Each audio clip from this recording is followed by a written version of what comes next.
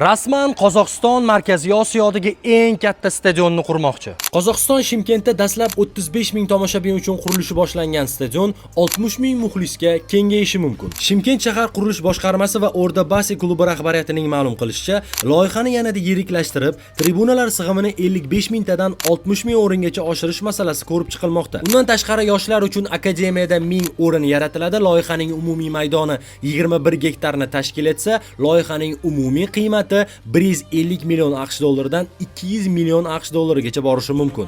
Loyihani 2028-yil mart oyida topshirilishi kutilmoqda. Hozircha ushbu loyihani rasmiy pasporti tayyor emas, ya'ni renderlari va hokazo. Qozog'istonlik qardoshlarimiz menga bo'lgan negativlari, ya'ni 60 ming o'rinli Markaziy Osiyodagi eng katta stadion Qozog'istonda bo'lyapti. Nega shuni gapirmayapsan degandan keyin ushbu kontentni qilmasam bo'lmadi. Sizlarning fikringizcha ushbu stadion quriladimi yo'qmi? Agar bu o'zgarishlar to'liq tasdiqlansa, ushbu arena nafaqat Qozog'istondagi, balki butun Markaziy Osiyodagi eng yirik futbol stadioni bo'ladi. Sahifaga obuna bo'ling, Markaziy Osiyo arxitekturasi haqida gaplashamiz.